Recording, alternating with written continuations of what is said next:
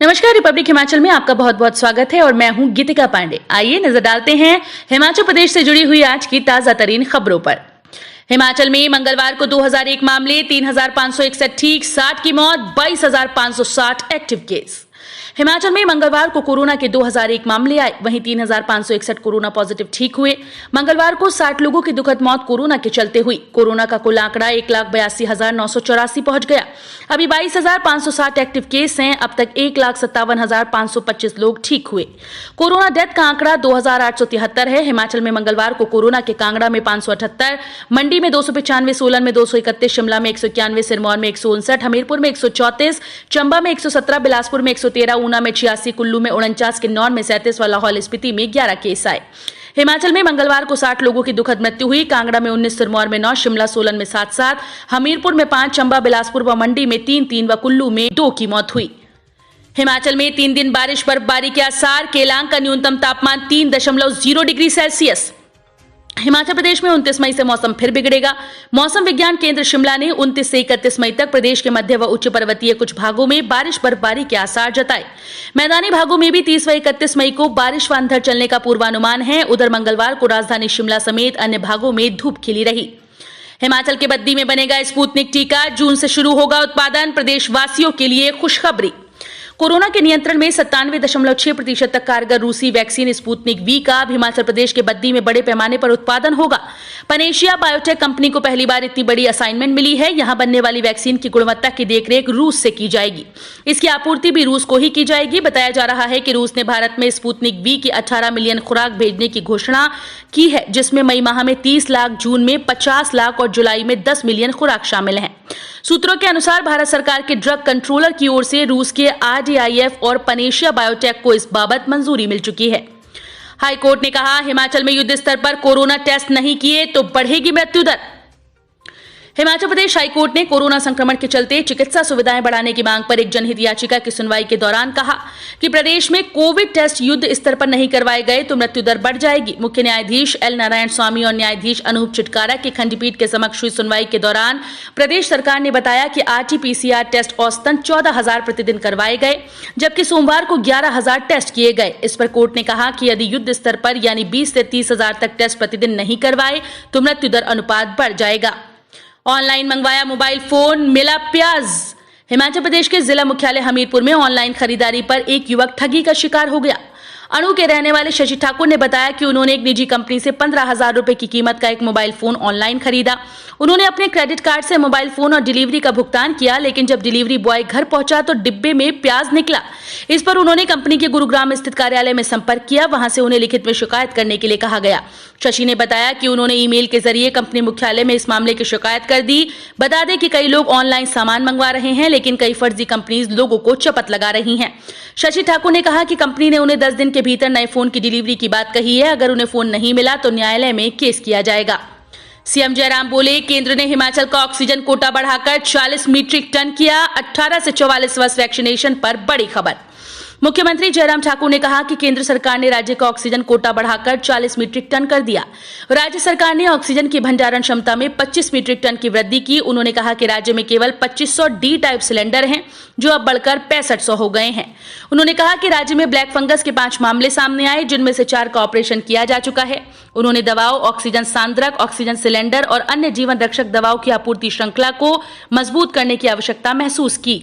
18 से 44 आयु वर्ग के लोगों को ऑन स्पॉट पंजीकरण पर वैक्सीन लगाने को लेकर सीएम जयराम ठाकुर ने कहा कि राष्ट्रीय स्तर पर निर्णय लिया गया है। वो इस निर्णय का स्वागत करते हैं, लेकिन हिमाचल में अभी पंजीकरण के बाद स्लॉट बुकिंग करवाने की व्यवस्था को ही चालू रखने का निर्णय लिया गया।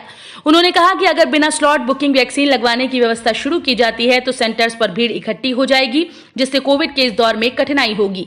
उन्होंने 18 से 44 आयु वर्ग के लोगों से आग्रह किया कि पंजीकरण के बाद मोबाइल पर मैसेज आने के बाद ही वैक्सीनेशन सेंटर्स में जाएं।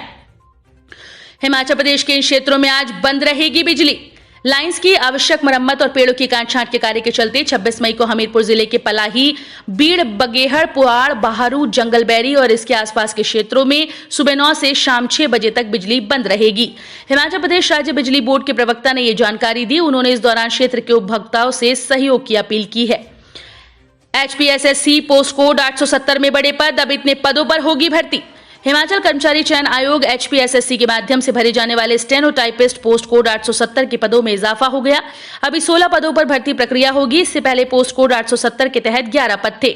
बता दें कि 21 नवंबर 2020 को जारी विज्ञापन में स्टेनो टाइपिस्ट की 11 पदों पर भर्ती प्रक्रिया शुरू की थी। ये पद technical education, vocational and industrial training, horticulture, general industry corporation limited, पशुपालन विभाग व होमगार्ड व सिविल डिफेंस में भरे जाने थे। Technical education, vocational and industrial training में 1, हार्टिकल्चर में 5, जनरल इंडस्ट्री कॉर्पोरेशन लिमिटेड में 1, पशुपालन विभाग में 2 व होमगार्ड व सिविल डिफेंस में भी 2 पद भरे जाने हैं। सलेठी के वार्ड नंबर 3, 4 व 5 बने mini containment zone. Himachal Pradesh के कांगड़ा जिले के तहसील मुख्यालय रक्कड़ की पंचायत सलेठी के वार्ड 3, 4 व 5 में गत रोज पेश आए कोविड-19 मामलों के दृष्टिगत प्रशासन द्वारा इस पंचायत के 3 वार्ड के समाज क्षेत्र को मिनी कंटेनमेंट जोन में तब्दील कर दिया गया। गौरतलब है कि अभी हाल ही में तकरीबन 27 पॉजिटिव मामले इस पंचायत के गांव खाल, सलेठी व सरदाई में पेश आए थे, जिसे देखते हुए एहतियातन तीनों वार्ड को मिनी कंटेनमेंट जोन में बदला गया।